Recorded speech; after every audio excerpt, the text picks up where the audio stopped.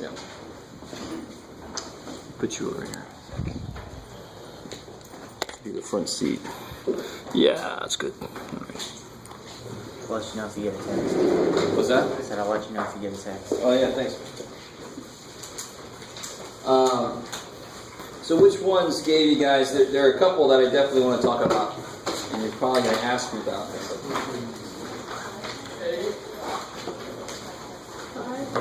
Number 8? 5. Wait. Number 8? So you said? Yeah. Somebody? 8. You remember which part, or was it just the whole thing? Whole thing. You can do run only So in algebra, you learn a lot of different ways to solve all these different kinds of equations. How do you know when you want to set it equal to 0 and start factoring? What is it that tells you to do that? Value of it for simplified. But so, for example, if I have this problem versus this problem, which one am I going to have to set equal to 0? Second one. This top one I can get the x's together. So I can get all my x's together on one side, get the numbers on the other side. That's old school news, right? That's nothing new. This guy is the one, can you get your x's together? Not like terms. So you need some other way to solve this. And that's where you pull everything to one side, you factor it. If it doesn't factor, you use quadratic formula. I love it, right? So those kind of equations are all sort of the same boat, because even when you do this, you're going to end up with two little dinky first degree equations. And is everybody with me when I say first degree? Which one of these is first degree? First one, which was second degree? Probably the other one. So that's always just the highest power that you see. So when you see a higher power than 1 on a variable, that pretty much is telling you get it equal to 0, try to factor it. If it doesn't factor, you've got to try to use quadratic. And one thing we're going to learn this semester is actually further, quadratic only works if it's actually quadratic, right? What if it's cubic or something? And we're going to learn some different ways to do those this semester. So that takes care of a few of those in number 8. What about if you have square roots in a problem? Because no solution, right? There could be no solution. I think this one, I can't remember now if this comes out fully. Now that's the problem, that's 8e. That's the one that was in there. That just freaks people out because there's 2 radicals in there. Right? You can clear it out by squaring it. I love it. And the fact that there are 2 radicals tells you you're going to eventually have to square twice. Yeah. Because when you square once, you kill the outer dude. Because he's dead there. How can he can't kill the other dude also? Right? You can only do one thing. And he's dead. So now what do I have left on the next line? That's cool. In stereo, I love it. And then, can I just square both sides right now?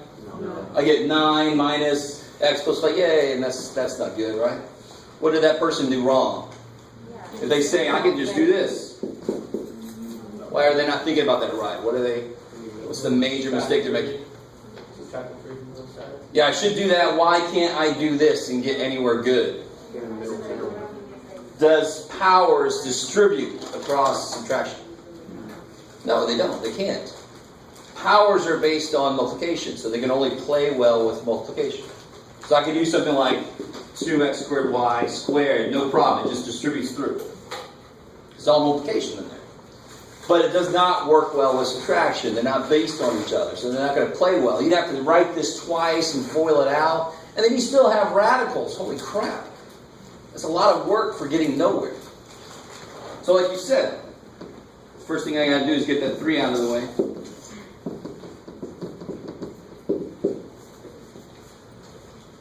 And now I can do what?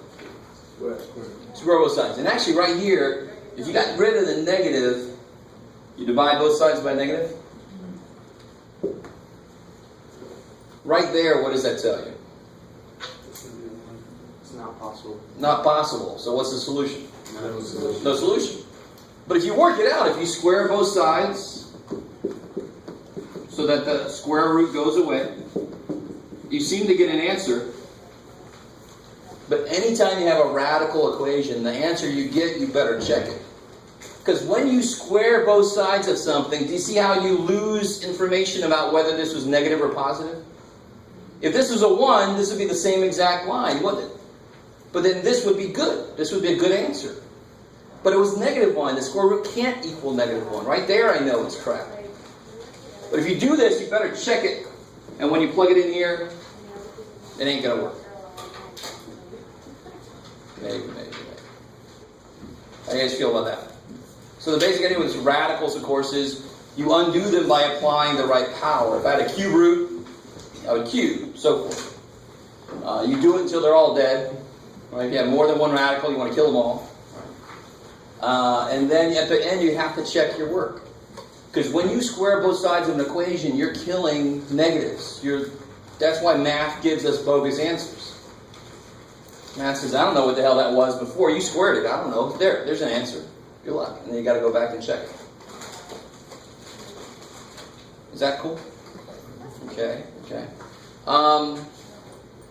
Absolute values, I think, would be the next big one that would freak people out. But do you guys remember what the basic idea was with absolute value equations? Yeah, so we're positive and negative. Yeah.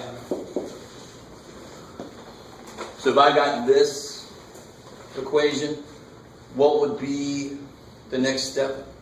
I love it. The next step is not add 5 and just make the absolute value go away and hope Jeff doesn't notice. Right? I can't add 5, it's stuck inside, but I can rewrite the two cases. The absolute value of what is 10? Either that thing inside is 10, or the thing inside is negative 10. 11. You solve and get your two answers. So absolute values will always have two cases. Same thing with absolute value inequalities. I don't know if you guys remember, you'll get your two answers, but those are easy. Do you guys remember something like that? Does anybody know how to solve that? You do the -4 on the... I love it. Cool. Because this says, now this is kind of funny to me, because the way I teach this, I try to get it stuck in people's heads. This is the sandwich. This absolute value is based on what idea? Why is absolute value always positive? Or at least 0. What idea is it based on? It tells you how many of something there is. You can't have negative on apples. Really. Sort of. It's a distance. So in a way, it's how far away you are, how many steps you got to go.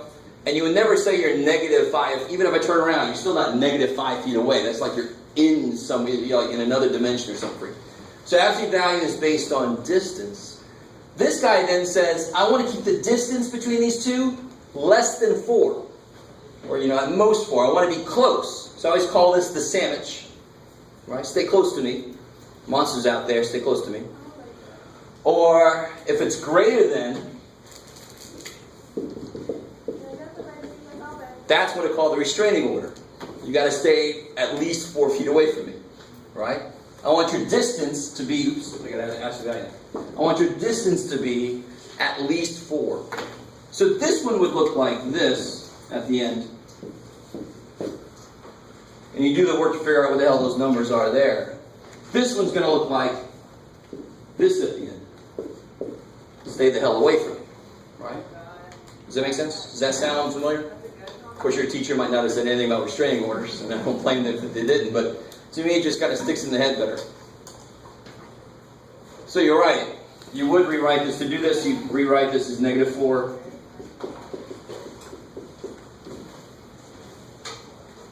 Like that. And then you add 1 to all sides, and you're done. The other one, you'd have to write either x minus 1 is bigger than equal to 4, or x minus 1 is less than equal to -4.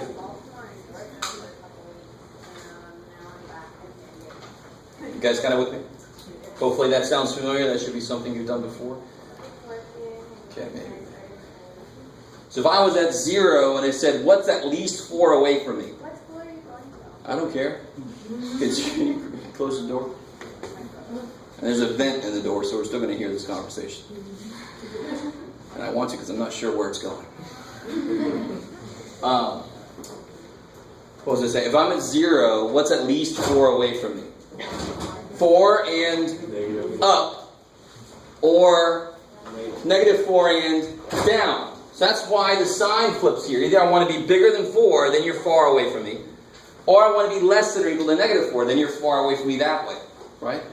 People always get tripped over why that sign changes, and that's why, because it just would. That's exactly how you'd think about it. A little less mathematically, just go, you'd have to be away both ways. How we go so far is that? Okay. Some of you guys are like, I have no idea what you're saying. Some of you guys are like, all right, dude, continue. That pretty much covers the types you saw on there. Some of those you might have to use quadratic formula on. Yeah. How about 8f when it's x to the 4th power? Oh, the funny thing about that. So the problem is this here. Let me put this over here just for a second. How do you factor this?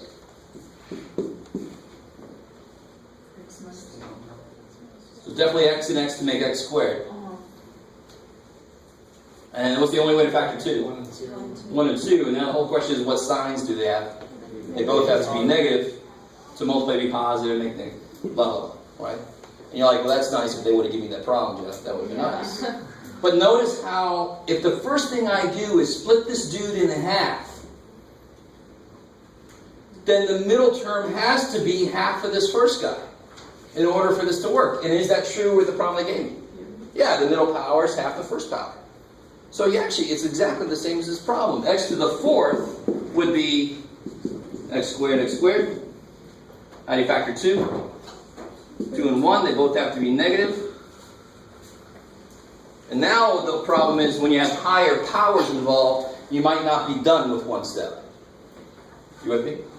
And that's a big hint. Anything in there that can go further? Can you just use U substitution? Sure. I love it. I'll do that in a second. You could actually do this if you wanted to. You could go right here. You could either factor this guy, or you could do what you have to do here anyway. What answer is this going to lead to? X squared equals 2. Are you guys with me? Once you get it equal to 0, you can set each piece equal to 0. And I'm going a little quick because this should all be reviewed. There should be something kind of in you. You know how to do this kind of stuff. And then how do I really solve this? There's one little thing people forget. Take the square root, but the minute you do that, Plus or minus. plus or minus. That's one set of answers. And of course the other set of answers is just going to be x equal 1, plus or minus 1.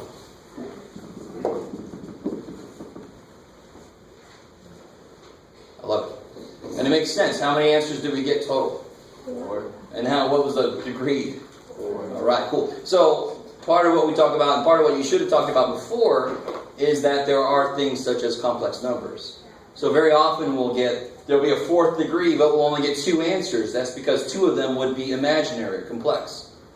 And of course, we're going to be solving that all the way out, getting all the answers. Okay. What else gave some trouble? Yeah. Can we actually go back to number 4?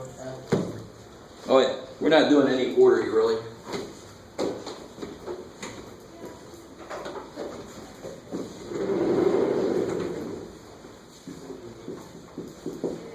I think I can't remember if I talked about this one in general or not. This one here, right? So the bad part about this problem is there's fractions inside of a fraction. Multiplied by LCD. So the biggest mistake I get is the minute I show students something like this, and I tell them you can multiply by the LCD, and then I give them, and that's cool, right? There's no problem with that. Here you multiply by 3x everything, and then you get a nice little equation to solve after that. But then the minute I give them this problem, they still multiply by the LCD. Well, why is that wrong? Because it's not an equation. It's not an equation. There's no second side to balance me back out, right? So if it's just sitting there, you can't get rid of the denominator. I love it. I got 1/5 of a dollar, and I found 2/5 of a dollar. Well, now I got $3. Yay!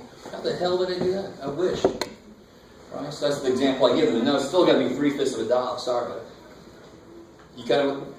So the point I'm trying to make is you can only multiply by the LCD when you have another side to balance you out. Well, I do have another side. I've got a top side and a bottom side, right? So I can multiply top and bottom by, in this case, xy. And what I normally do is I just put that right next to everybody, because I would distribute it through. That makes it a little bit quicker. Is that cool? And then, of course, here the x's die, and you get y squared. Here the y's die, you get x squared. Here the y's die, here the x's die, so you get. Of course, are you done? Probably not, since I asked that question. There's still another big mistake people make on this. That one's going to be factored out on the top. Good. So the only thing you can do from here is to see if they factor. You sure as all hell. Please, dear God. Please, dear God. Do not do this, of course. 1x cancels. Right? Stop that. Yeah, you definitely factor the top. And what do you get when you factor the top? Y plus x, y minus x. I love it. So what's wrong? Why can you not really officially take that next step without being careful?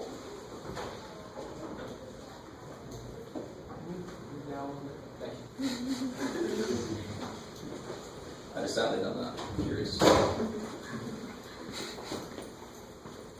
So when you factor the top, you get y minus x, y plus x. These are not exactly the same, so they cannot cancel. But of course, how do you make them the same? Good. Take out a -1 from up here, then they will be the same. The only reason they're not the same is because the signs are different. So if we take a -1 out of the top, now it goes away. And then you can either leave it like that or you can distribute the negative. Is that cool? Is this coming back? Alright.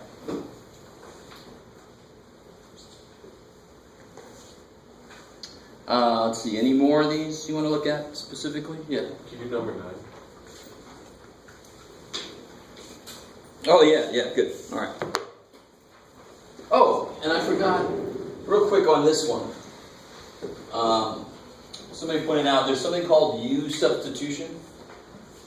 Personally, this is one where I wouldn't really suggest you do it because it's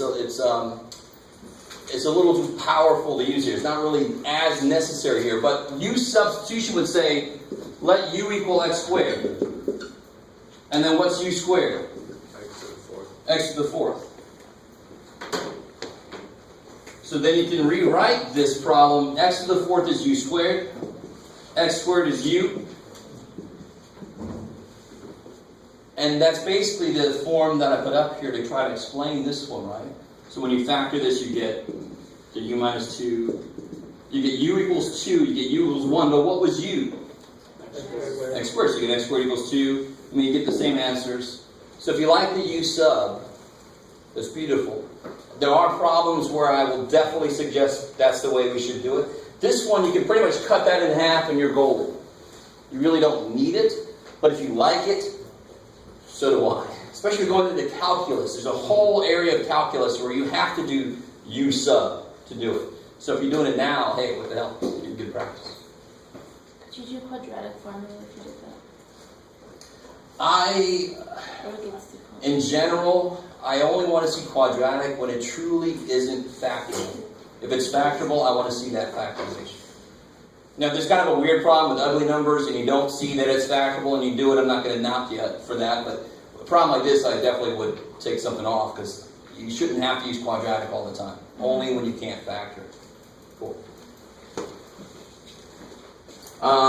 Number 9, was that? Yeah. Oh yeah, that's Mary. Mary's going from Abbey to Belleville. Are we alright? Alright. At a speed of 50 miles an hour. So what's the main formula kind of tying everything together here? E equals RT. Exactly, the dirt. Dirt, right? Dirt equals D equals RT. So when you set this up, There's a lot of ways to set this up. I still like the chart method because it's the easiest way to get all the information down. Have you guys ever seen this? Hopefully in your algebra classes, some of you guys have seen rate times time equals distance. And there's two legs to this trip. There's going there and coming back. And the equation for this kind of problem will almost always be, how do the distances relate? Do they go away from each other so the distances add to be something? Are they going together so the distances subtract to be something? In this case, I'm going there and coming back, so the distances have to be the same. With me so far? So the nice thing about the chart is you just start filling in what you know. So there and back. That's the hop, right? So there, going 50 mile an hour. Back, I was going 60 mile an hour. Right? Real quick question. Why can you not, I'm not beginning anybody, by the way, because somebody asked me about this. Why can you not just average these and use that for something? Because you don't really have a constant speed of like 55 miles per hour. This is true, but it doesn't really explain why you can't average it. Averages, you don't have a constant anything. In many situations, you can average, like your grades and so forth. Why can you definitely not average those two? Were you traveling at both these speeds at the same amount of time? No. So one is going to be weighted heavier than the other. Which would you be traveling at for a longer time? 50, the slower one. So the actual average speed would be less than the average of these two numbers. Does that make sense? How much of that do you actually have to know to do this problem? None. Except for the fact that you don't want to try to use the average for anything, because you can't get it. Now here's the freaky part. Do I know anything about the time? Yes? Yeah. I don't know anything about individual times, but the whole time was 4 2/5 hours. Now if you wanted to, I would let you do a system of equations, if that makes more sense. Personally, this is the kind of problem that you really don't need to do that. And in fact, you've got to get used to this idea. If I told you two numbers add to be 20, if one of them's 11, what's the other one? 9. How'd you get 9? You did 20 minus 11, right? So if two numbers add to be 20 and one of them's x, what's the other one? 20 minus x. You guys kind of with me? What is x? Always. I love it. What does that mean? It's a number I don't know, right? So it has to act the same as any other number would. You guys am I with me? So many guys are like, what the hell is 20 got to do with this problem? So if I know 4 2/5 total hours, well, how long was I going here? I have no idea. So that was 4 2/5 minus x. one step ahead of me. This would be x. I don't know what the hell it is. But then what does that leave for the other dude? 4 2/5 minus x.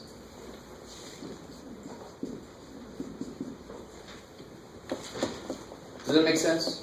That happens so often. You say, little Johnny's got $80 total, and he has this many quarters and so many nickels. Well, then it'd be X and 80 minus X for the money from each or whatever. Right? Whenever they give you a total, that's how you can split it up. So how do I fill this in? Yeah, good. Rate times time is distance. Rate times time. Got it. And then, like we said earlier, those two distances have to be Equal. equal. That's where your equation comes from. Force those two to be equal. And then see what x is. Hopefully the fraction is not freaking anybody out.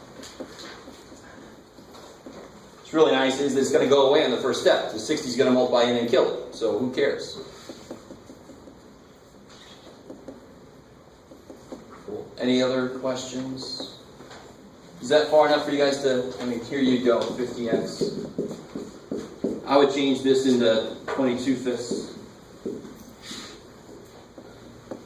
So when you multiply it in, the 5 goes into 60, so that make a nice whole number. A few steps and you'll be done. Cool. Okay.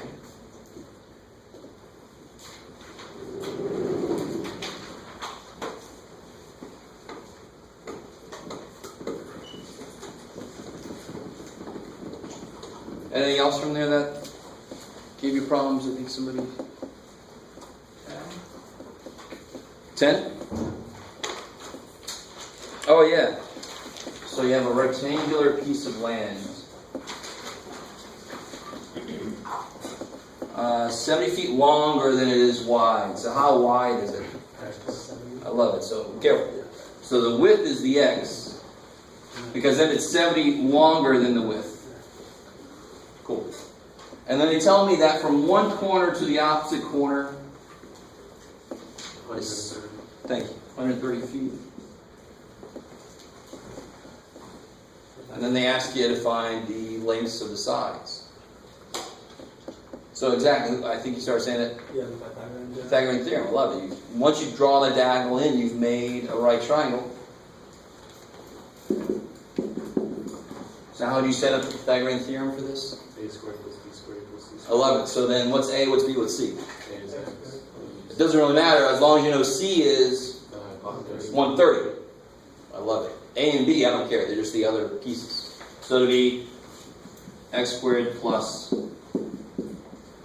x plus 70 squared equals 130 squared. I love it. And then just solve that. The thing you got to be really careful about, and again, I'm not picking on anybody. Somebody asked me about this earlier. I see this all the time. What did somebody do wrong from there to there? Didn't foil it. Again, squares do not play well with addition. Square is not based on addition. They're not going to play well. You've got to write the sucker out twice and foil it. Cool. Don't let a problem like that mess you up and lead you to really weird, negative side links or something freaky. Right? Don't make a mistake like that. No good. Write this thing out twice. Foil it. Or apply the shortcut if you know the shortcut. Okay. So you guys are like, what shortcut? Don't worry about it. It's not really worth it. It's quick to foil that thing out. It's not much of a shortcut. Yeah. 14B. Good. All right. I like it. I really am going to focus on the graphing calculator next Monday. So next Monday, I'm trying to give you till then to try to get a graphing calculator. You haven't got one yet. I'll have some on Monday with me. But I think I will go ahead and show you a couple things.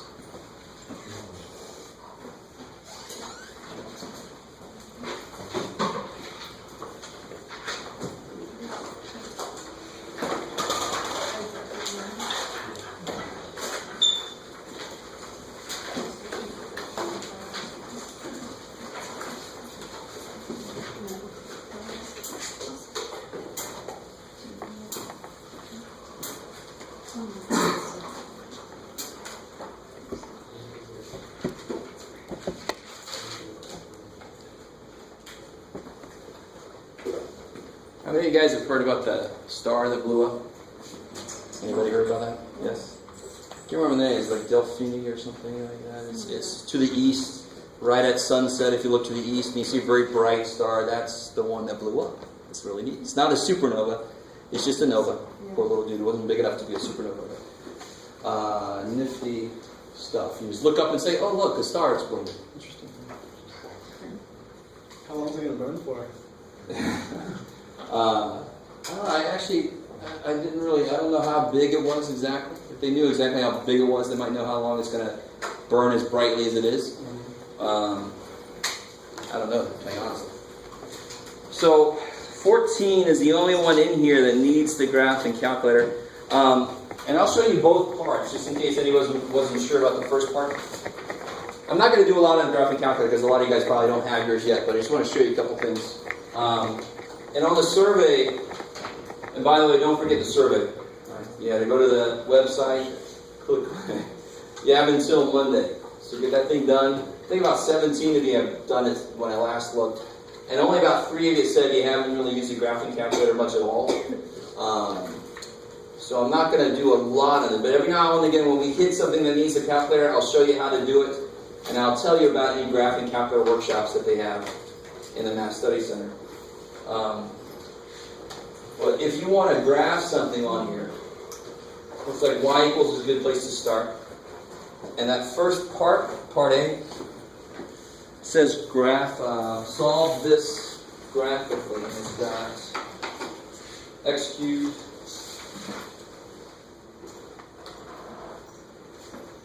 oh, neat. All right, cool. minus 9x minus 1. Hey, real quick. I am really geeking out right now because they finally updated the RAM for this emulator. The newer TIs, when you do an exponent, it actually puts it up. The older TIs, it just has that caret symbol. Yeah. And the square root symbol now extends along over so you can make sure that you got everything underneath the square root that you want. You with me? And that kicks so much ass. So for the longest time, I was like, man, my computer can, now it can. Sweet. And you're all like, whatever, John. So if I graph this thing, sweet. So there's that cubic pattern. We all know that a square is going to be parabola. And we're going to learn that the highest degree, so how many turning points does a parabola have? How many times does it turn? Once. And the highest power in that kind of thing would be a square, right? Now, of course, a fourth power is going to look the same way, possibly, but a fourth power could look like that. It's always going to have at most one less turning point than the power. So this is a cube and it has 2 turning points. It's kind of cool, right? So a fourth power could have 3 turning points, so forth. This semester we're going to study the hell out of that. Right? I think I told you guys that. This is going to be graphing hell. And I wasn't saying that just so I'd scare you away so I'd have less to grade. I'm saying that because it's the truth. It's just what it is. It's trying to get you ready. So this question says, solve the equation that equals 0. So can you see where is that true? Where does it equal 0? Where the y values are 0. Yeah, so if y equals this and I want that to equal 0, then it's where the y values are 0, where it hits the x-axis. Those are my answers. Those very often are called the roots, because that's where the ground starts, right? That's the ground. So how do I find that? Let me, like this one here, to find that root, if you had second trace to get up to calc, and again, I'm just showing a real quick thing. I'm going to do this a lot more in depth next Tuesday. Now this is even a better name than what I just used. Which one of those do you think is going to give me when this thing equals 0? I want to call 0. I love it. So when you do this, it's going to ask you 3 questions. Right? What is your name? What's your favorite color? No, it's going to ask you the left bound.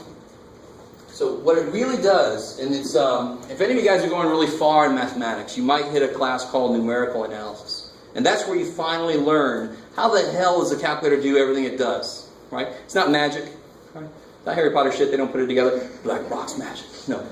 It's really cool to see the algorithms it uses. So the questions it asks are helping it find that better. It wants you to first tell it how low do I look and how high do I look? In between these 2 values, that's where it is. So then it doesn't freak out. It doesn't have too much to look at, right? So it's going to ask you for a left bound.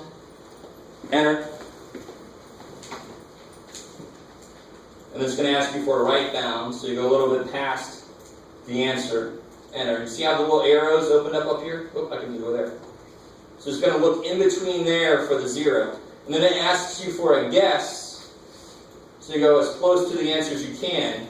Enter. So there's one answer. Negative 2.94282. At least as far as it rounded it to. You guys cool so far? And then you can do that same thing for the next 2. How do I know that that's not really 0? Because remember, what's the function again? X cubed. So can somebody please tell me how you know? It looks like it's 0, but how do you know for sure it is not 0? 0 don't solve this, right? When you plug a 0 and you get negative 1 equals 0, can't be an answer. It's something really close to 0, right? So that's where you got to be careful about how to read the calculator. You have to have a little knowledge of your equations before you think the calculator is telling you something it really isn't. Okay, maybe. All right, so again, if you didn't quite get all the steps, we're going to do it a lot more in depth on Tuesday. I keep saying Tuesday, Monday. And then, of course, the real question was on 14b. And here's the thing. This is kind of cool. There's 2 ways if you just start playing with this, and a lot of you guys said you've used this a decent amount, but some of you guys said you haven't used this much, or some of you guys said, no, I've never used it at all. Just start playing with this thing. A really cool looking button on here is math. I mean, that's very vague. What the hell, when you push that button, what the hell's going to happen? It's going to start spitting out logs and stuff. Hit math, and look at all the stuff it can do. This first piece is really interesting. I almost have to show you this. If you put in there like 0.24 and you go math and you do this first thing, it'll turn it into a fraction in lowest terms. Some of you guys are like, whatever, yeah. I'm sorry, that's kind of cool. Right? And it can only handle up to a certain, if you put in too many places, it's just going to spit it right back out at you. It's like, I can't go up that far. But you hit math and you go over to num. The very first thing I see is absolute value. So that's cool. So now when you go to graph, you can actually graph the absolute value of something. Let me see what it does here. This is really cool. Let me see if it does this. No way. Okay, now I'm really... So it doesn't just say, in the old style, if anybody's doing this with me, does yours just say ABS parenthesis? Yeah. Then you might have an older one. The newer ones actually put the lines in. That's pretty kick-ass. Not something you hear anybody except the math teachers say. Now, in this problem, 14b, it has x plus 1 in there, right? So if we just go to graph that, I get something I should not be very surprised about. An absolute value looks like a v. And it's a hard turn. Why is it a hard turn? Why is a parabola a smooth turn? What's the major difference between those? It definitely has to turn because it's not allowed to go negative. So it's got to go somewhere, right?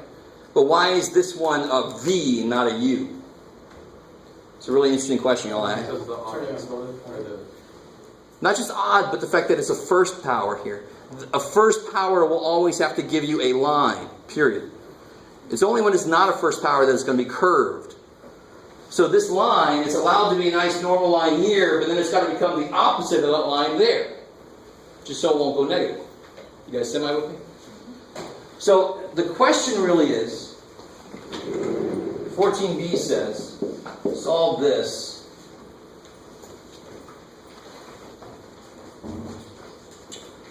X squared minus 1 less than or equal to this.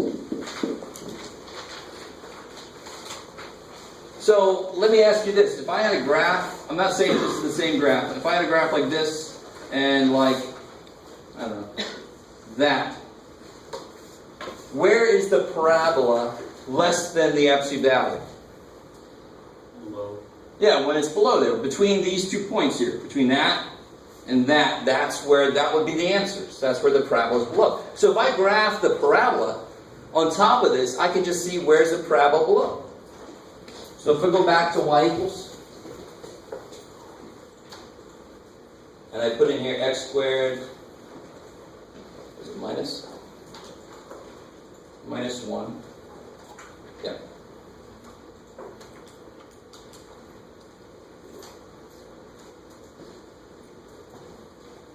So you could, if you were up here, you could just point to where this is. I mean, between what two x values will the answer be? Where's a parabola below the absolute value? -1. Yeah, like negative 1 looks like about, up to looks about to be 2, right?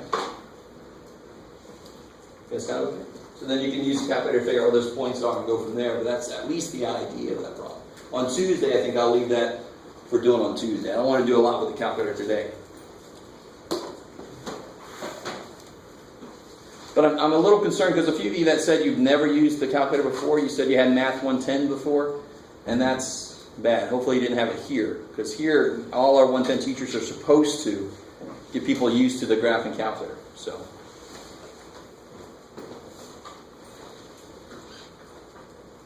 Okay.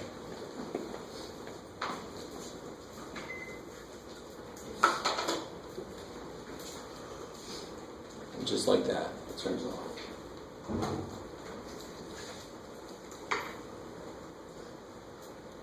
Alright, I'm not going to say no when I do that.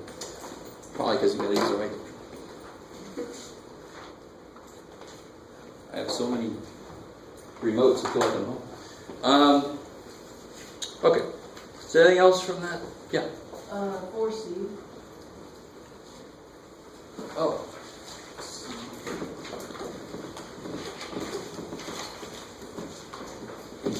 Oh, I turned this to you right now, didn't I?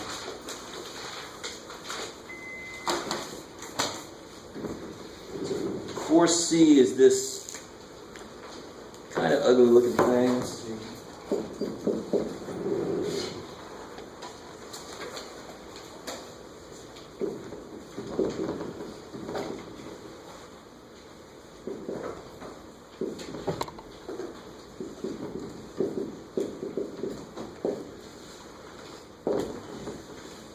Okay.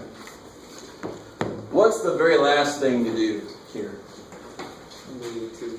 Good, the -2 power. In fact, that -2 has two things it's asking you to do. It's asking you to, what's the negative power mean? Flip it, reciprocate it, and then square it. So, but I want to figure out what the hell the inside is first before I go ahead and do that stuff to it, right? So the numbers, there's nothing to do. What happens here?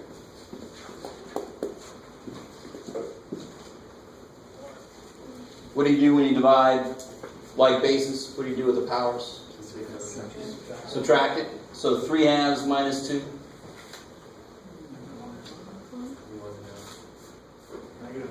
Yeah, -1/2. Good. And then here, I could either pull that up. If it's a negative power that wants to flip, that's what negative powers mean. Or I could go ahead and subtract it, but what people often do is they forget that extra negative. 3 minus -1/2 is 3 plus 1/2. Say it. Don't say it. All right. So I could either pull it up here, up top with it, and then that would just be straight up addition because they are sitting next to each other. Or I could do 3 minus negative, which becomes plus anyway. And of course 3 plus 1/2. Good. 7/2. Now one last thing I want to do inside here really before I start doing the outside power. Get rid of the fractional, square it, and then put the negatives, yeah, just square it. Or square root it in that case, and then the other one would be... Yeah, don't do that. Because when you pull this in, it's going to multiply by the powers, and those 2's are going to just cancel. So don't need to make it in radical form at all. But I do want to take care of that negative power, right? What should happen with this piece? It should go down.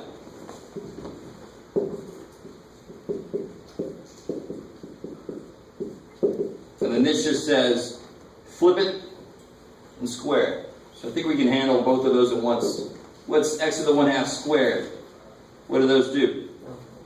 Yes, x to the first. 1/2 times 2 is 1, and that's going to go up because it's going to flip it. You guys with me? So I want to write an extra step. 3 squared, 9, yay. And then y to the 7/2. 49. Careful. You're not squaring 7/2. You're squaring y to the 7/2. Right? So it's not, if I do this, that's actually y to the 7/2 times y to the 7/2. And then you just add the 2 on the top, right? So really the shortcut is just multiply these. That's nice. And then you get y to the 7. Because the 2's cancel, right? Okay, so we should certainly have no real big trouble with power rules. Maybe every now and again we're going to make a mistake, because I certainly do. We're all human. But we shouldn't be tripping up on what the rules actually are, right? Here we definitely multiply the powers. Okay, cool. Maybe.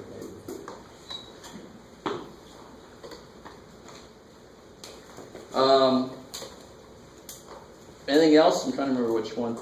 I wanted to look at number 13.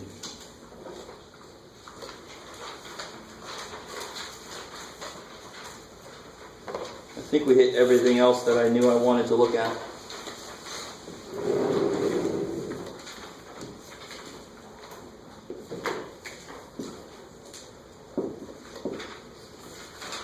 Um, 13 is a very quick statement, but it's not a very quick problem necessarily. What values make this a real number. So another way to say that really is, what's the domain of this? So when I ask what's the domain, I'm really implying reals. I have to be very specific if I mean imaginary or complex numbers. So how do I find out the domain of a square root function? What do I do? Well, it's got to be true about the inside. So keep it real. It can equal 0. It's gotta be even. Gotta be positive. Got to be positive, I love it. And it can be 0. So the inside has to be greater than or equal to 0.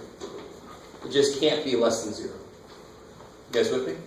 So any domain, it's kind of cool. If you could just say what the restriction is in English, you write that down in math and you solve it. So if I ask you what's the domain of this, you say the bottom can't be 0, and then solve it. Right? So if you can say it in English, you write it in math, solve it, you're done. That's how you do almost any domain problem. This one is deceptively difficult, right? And to be totally honest, because this is a certain easy function, there's a quicker way to do this. I'm going to show you the more general way, and then show you, just because the highest power is a 2, why is this one an easier thing? So I don't know if you guys have ever seen this, so I'm going to go a little slow over it.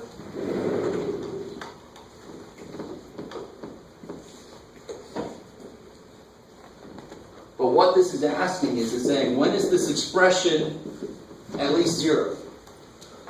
So if I can figure out where this thing equals 0, then it's got to be positive or negative around those. Right? What's the only way that a function that's continuous, that I can't just jump from somewhere to somewhere else? What's the only way it can go from positive to negative? It has to go through what first? It's got to go through 0. So if I can find out where it's 0, then on one side of that it could be positive, and then on the other side it could be negative. Or, what else could happen? It could come down and hit 0, and they go, ha-ha, and just turn right back around. But the zeros are where it might change sign. And what is this really asking me about? When is this thing positive or 0? So if I can find out where it's negative, I just throw those parts out. So how do I figure out where this equals 0? What do I want to do with this? Good. Factor this thing. So where does it equal 0? When x is 6, or X is 0. when x is 0. I love it. Just keep in mind what I said. There is an easier way to do this specific problem. But if it was a cube, I couldn't do it the other easier way. So I want to show you the more general way. Would you be able to do the complete square? Not really. When you have an inequality, if you get it related to 0, that's what makes the problem easy.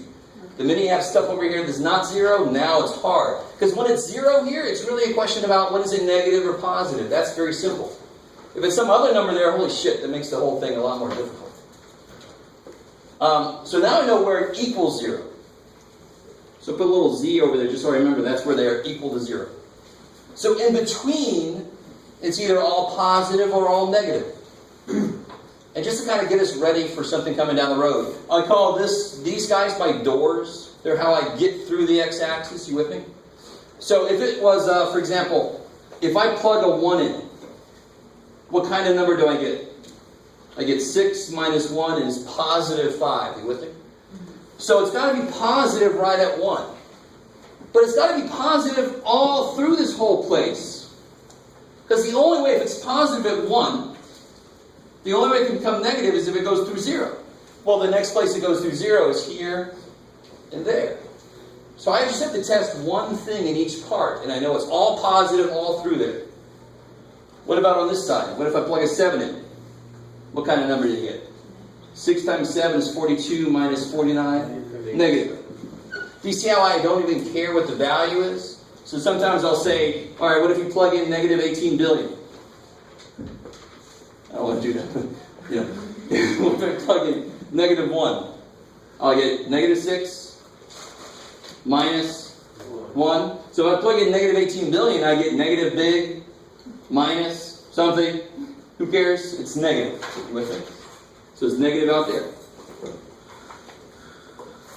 We will go over this more in depth later. because this will feed into a whole section on how to graph polynomials. So it's good to know where is it up here, where is it down there. But this is good just to show. Has anybody ever seen this kind of thing before? Hopefully a couple of you. Depends on who your Math 110 teacher was. Or your high school teacher, I don't know. So the answer to the question is now really easy to answer. Where is this at least 0? From what to what? 0 to 6. Yeah, from 0 to 6. Done. The only difference, if it would have said just strictly greater than, if the equals bar wasn't there, what would be different about my answer? Parentheses. Parentheses. I wouldn't be able to include those, because I wouldn't be able to include where it equals 0. I like it. Now, why, anybody can figure out why this specific problem is easier than all this. I showed you this just because I want to show you in general for a more difficult one. Because you can already tell that 0 is going to equal 0 because it's not like 6x minus 1. I like it. So, well, it's easy to see what the roots are. Yeah.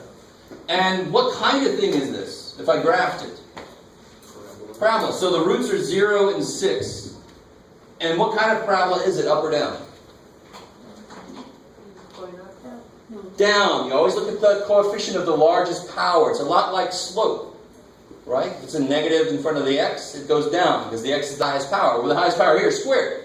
It is negative, so it opens down. So then, where is it positive or 0? From 0 to 6. If I just graph the thing real quick, I can see it. But you can imagine, if it becomes an x cubed, it's not that easy anymore. I'd rather do it this way. Right? But for parabola, it's easy. Okay. How you guys doing so far? Is that? Not too bad? Very good. Okay.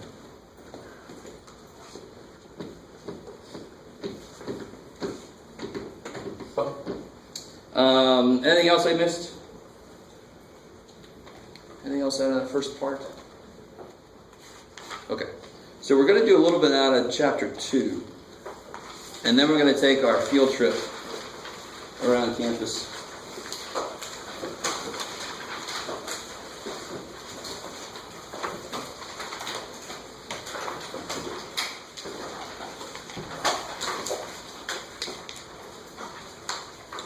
And don't forget, the copy that I gave you didn't have the second page, just because I figured it'd be too much work to try to do on the first day.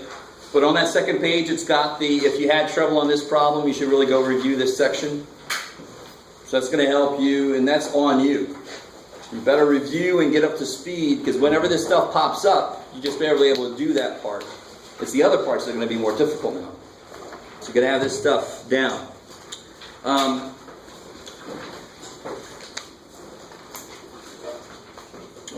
So, I have a question. Yeah. About water sign. Are those the same problems in the book? The ones on water sign? They're the same kind, they just have different numbers. Yeah. Different book? Yeah, exactly. And then each other. So they have two people on WebAssign, they'll actually have different numbers in their problems. It's the exact same kind of problem. So I think like 5 of you have signed up for the WebAssign. And that's the online homework thing. So if you're still interested in it, you can still sign up for it. You can just come see me for details. But it's the exact same assignments in WebAssign as it is for the book. Cool. So chapter 2 starts off with still more review, which is nice. What do you guys remember about functions? Somebody help me out. Give me something, anything that you remember about functions. Sine, cosine. Is that what you mean? Not really. There's one thing is we're not going to do any trig in this class. So some of you guys might have had trig already. Those are specific kinds of functions. So like g of x? Yeah, I love it. Okay, cool. So that's a specific example of a function would be like a trig function, which we're not going to talk about here, but some of you guys may have seen. There's a cosine. Maybe something we've all seen, of course, would be something else here. Square root. That's a function, right? But I got to be real careful. I can't just put any old thing here. Some things are not functions, believe it or not. So what the hell? So we have the symbol, and I love it when I first teach this stuff. I get people that, if I said f of x was x squared minus 7, you guys do this real quick. Don't say anything out loud. What's f of 3? Don't say anything. Do it real quick. Okay. So 3 squared minus 7, 9 minus 7, 2, right? What I always get when I first teach this is somebody tries to divide by 3. And hopefully we're all past that. This is not f times 3. This is f of 3. It's sort of like saying x equals the square root of 9. All right, let me divide by a square root symbol. I mean, it's the same kind of idea. You can't do that, right? It's the square root of 9. They're not multiplying or something. Cool. And what about this here? So still working with that same f of x. What would f of h be? Yeah, I mean, don't make too much of it. If f of x is x squared minus 7, f of h is just h squared minus 7. It's not a big deal, right? Where it becomes a little bit more of a big deal is what's f of x plus h then? X plus h squared. I love it. So whatever I put here, you put that whole thing right there, right? It's just really just substitution. So please, if you have any trouble with that, don't make any more of it than that. It's just substitution. That's all really function symbology. That's what it leads to. Whatever I put inside the function, you put inside the function. The x plus h goes there. And of course, then I can FOIL this thing out. Nothing really goes anywhere. And you'll actually be doing this kind of thing later. This is something that shows up in calculus. So we kind of like to do it in pre-calc a little bit, just so it won't be completely new in calculus if you happen to go there. Okay. Anything else? Why did I say not everything is a function? Does anybody know what that would be graphically?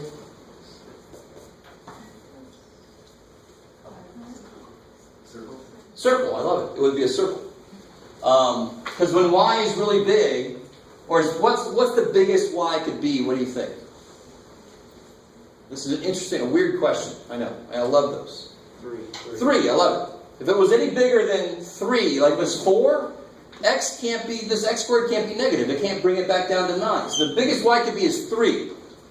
And when y is 3, x is 0, because it has to stay 9. So if this gets bigger, this gets smaller. That gets bigger, that gets smaller. So the circle shape comes popping out.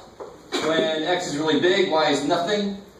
And then in between, they kind of, as y gets bigger, x gets smaller, and so forth.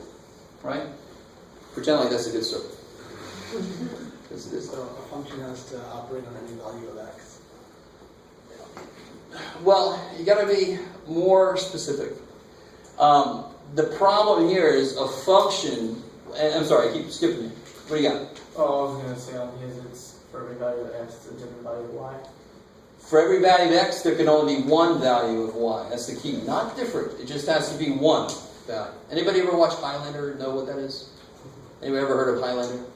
Fewer and fewer people, but you'll get this. For every x, there can be only one y. There you go. So I had one person get that joke. Oh, 2. So a function definition is for every input x, there is only one output y.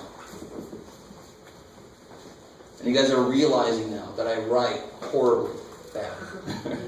So you have to listen to me as I talk. I'm not as bad as the teacher I had where we said, "Sir, what did you write up there on the fourth line up?" And I don't know. Somebody remember what I wrote there? The day that happens to me is the day I got to quit. If I can't read my own writing, I have to go away.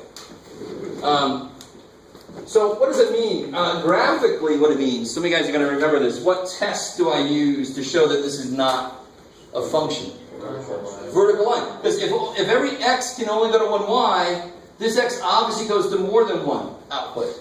And a vertical line would mean exactly that. A vertical line means for that x, if it goes through more than once, it's got more than one output. And really, on one level, we kind of want a function to make sense physically. So if I throw this pen, I love it. And I say, after 3 seconds, where is that pen? And you say, well, after 3 seconds, it's 5 feet up, and it's also on the ground. I'm like, what the hell happened to that pen? How did it do that? It doesn't make any physical sense to have 2 outputs for 1 input. Right? If I say, what size shoe are you wearing on your left foot? You're not going to tell me size 5 and 6.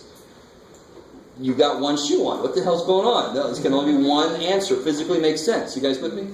So that's one reason why we define these functions, is then we know that that can model something in the real world. Now, they're not the only things that can model something in the real world, but that's kind of a good place to start. So graphically, we got the vertical line test. And of course, if I write it slightly different,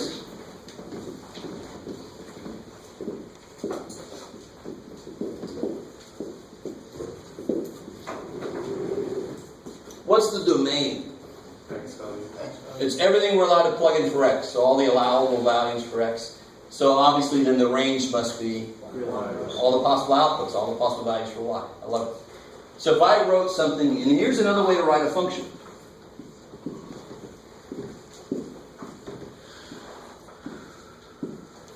Right? I kind of gave it away. Why is that a function? Every input has only one output, right? So here's a little possibly trick question. Let's see.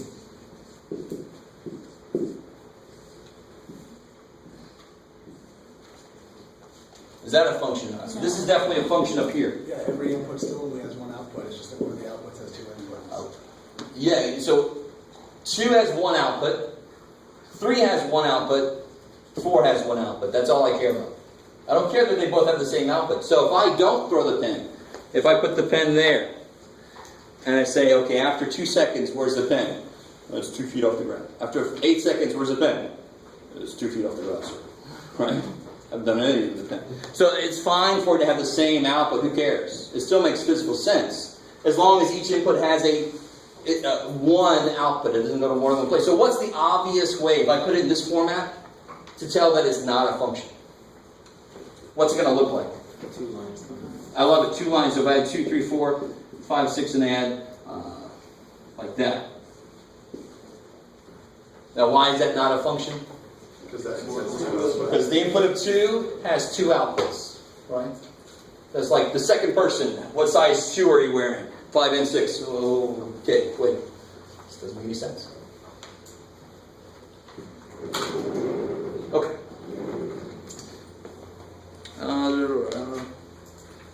Oh, cool. Let's get something a little more technical here. For some.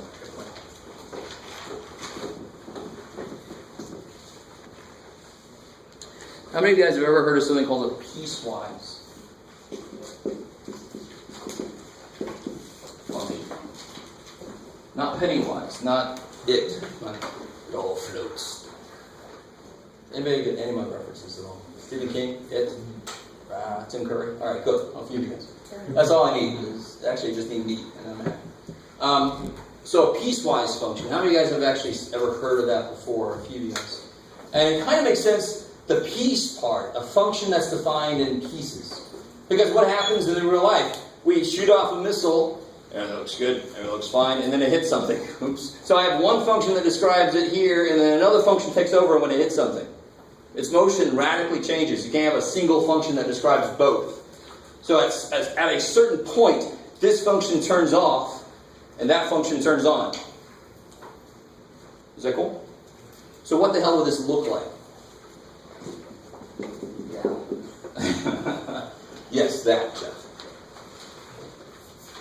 So it would say something like this. F of x is 2x minus 1.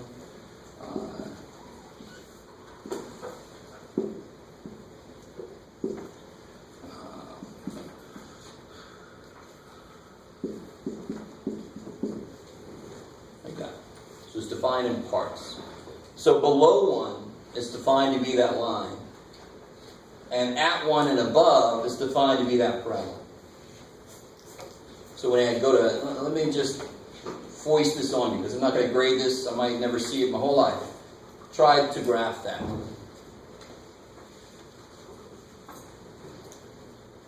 So you have no reason to have any inhibitions. You just do whatever the hell you think it might be. Try to graph this thing. Of course, those of you who've seen it before may have a little bit of an advantage.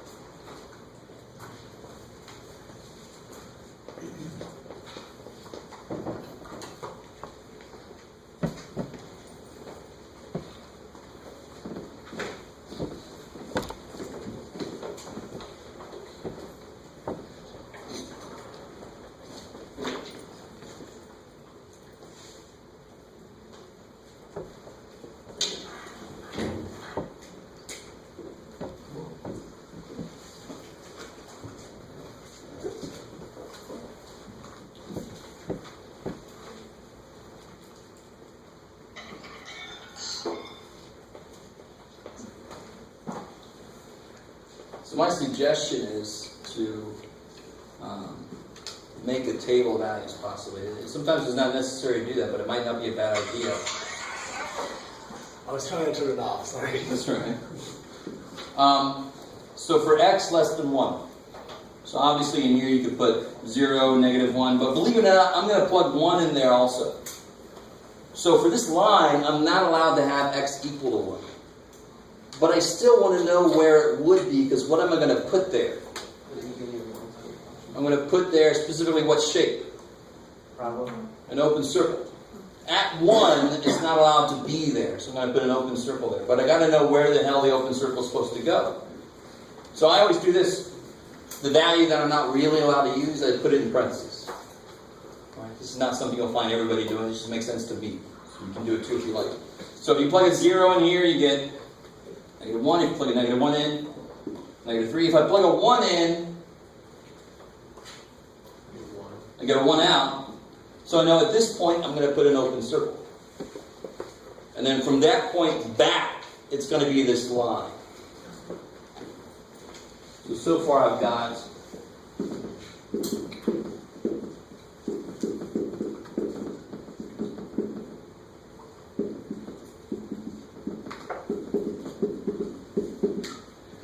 so I got at 0, it's -1. At -1, it's -3. And at 1, it wants to be 1. So it's that line from 1 and back. It's that line. At 1, it's not allowed to be there, but I got to know where to put that open circle. Now do the same thing for the parabola. That's for greater than or equal to 1. So now I'm completely allowed to put a 1 in there. When I put a 1 in there, I get 1, 11. 2 squared, 4, 3 squared, 9. So now this is not always going to happen. But I was being really nice here. That point fills in that open circle, right? But if I would have put x squared plus 2, it would have been up here. It would have filled that open circle in. But here that does. 1, 1, so it's right there. 2, 4, 3, 9. So then it's that parabola after that. Is that cool? So this could be like a plane, and then it shoots off the missile that kind of goes like that. You don't have to supply your sound effects, but you can if you want to. That's not bad, right? That's not very evil. What I don't like is when I have people that graph the entire shape. That doesn't make any damn sense, because now it's not even a function. It doesn't pass a vertical line test. You can only graph as much as it's allowed to be graphed. Right? So you never have it on top of itself. Okay.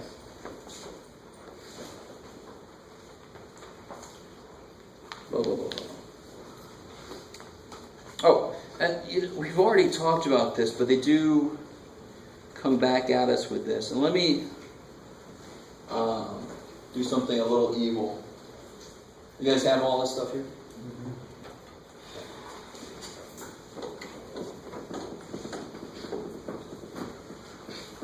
So I got really just one more main idea to go over.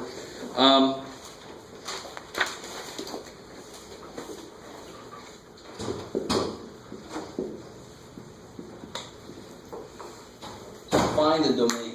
We've already had a few problems like this in that review section. So let me give you a couple here at least.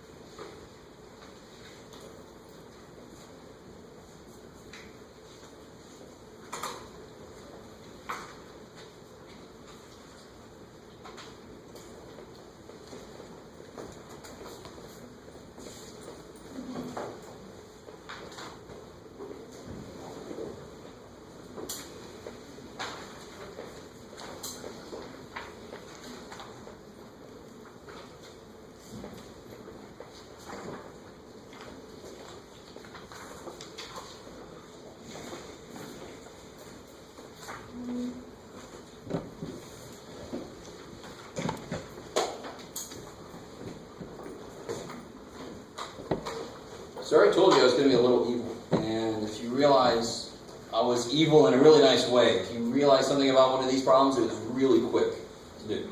What happens in the first problem here? What do you have to do? The first one? Isn't it just all real numbers because you can end up with negative 42 even if there is a 0? No, if x is 0, then the bottom is okay. But you're looking at it kind of sideways. It's not if x is 0, it's if the bottom is 0. So how do you say this in English? What's the restriction on this thing? The bottom can't be 0. Now how do you solve that? How do you solve that? Don't get hung up about the not equal to. It's the same as an equal sign. Who cares? It's an inequality. So I solve it the same way as I always do. You just factor it. Factor it.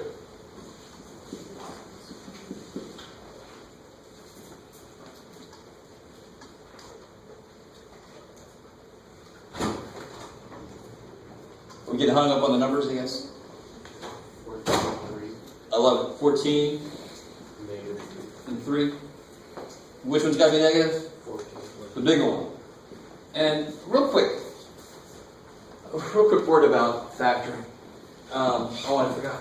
I think I put up on the website factoring handout. I meant to make copies of it and bring it today, but obviously I forgot. But if you go to the website, there's a little factoring handout that I always give to my 90 and 110, but I'll still give it to my pre-calc. And at the very top of it is a quick reference guide, 0, if you have 2 terms, 3 terms, 4 terms, and GCF kind of stuff, and then it has an explanation of all the different factoring forms. Like cubes is the one that always gets people down. So you might want to go print that out if you have any trouble with factoring. But one thing I really I find kind of funny is when you're first taught how to factor, you're always focusing on what first, the way that it's normally taught. What number do you look at first? The middle term. Not really. Unless you're taught the way I'm about to teach you. You normally look at this to figure out numbers that multiply by this, and then you check to see if they add to be this, right? There's not a damn thing wrong with finding numbers that add to be this first, and then check to see if they multiply by that. Who cares as long as they end up doing both? So I know the two numbers have to be what kind of signs?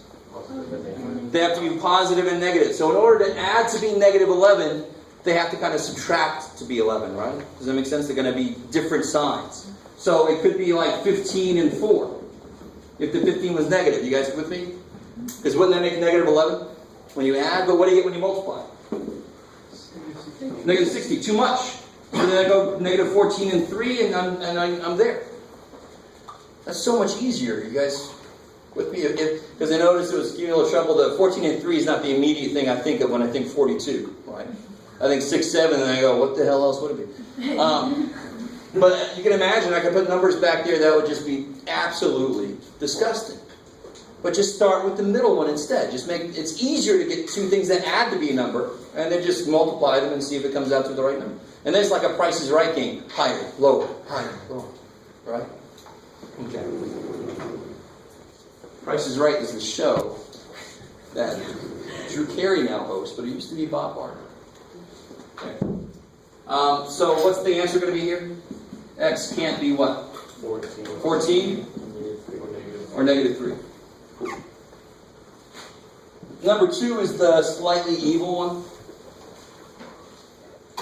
And it's only slightly evil because if you do any work, you've done too much work. Square roots and fourth roots, all even roots, have problems. Odd roots don't have any damn problem. They can take negative inputs, they don't care. I can do the cube root of negative 8. Right? What's the cube root of negative 8? Negative 2. Negative 2, see, it's no problem. What's the square root of negative 4? Shit, it's not real, it's complex. Right? So this guy, what's the domain? All real numbers, done. So the only way that an odd root can have a problem is if I put in here like 1 over x. Because then x can't be 0. Not because of the root, but because of the fact that x is on the bottom. That would have really been an evil one. So this one is just all reals. Or another way to say that is R with like a double. That's the symbol for the all real numbers. R with the second line in front. Alright, cool. If I would have said this instead, what's the domain of this?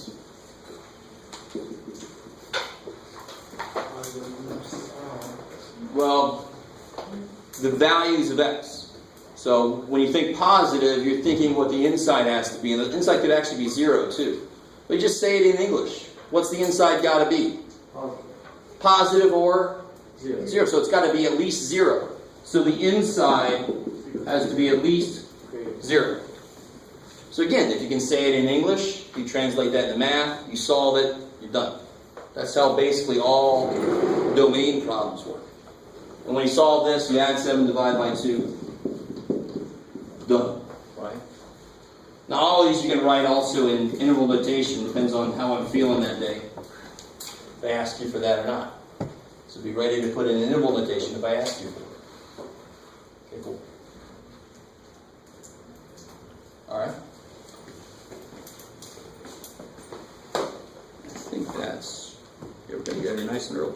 We're going to go on a field trip. Hopefully I'm not going to lose too many of it. I do want you to go with me all the way through this thing.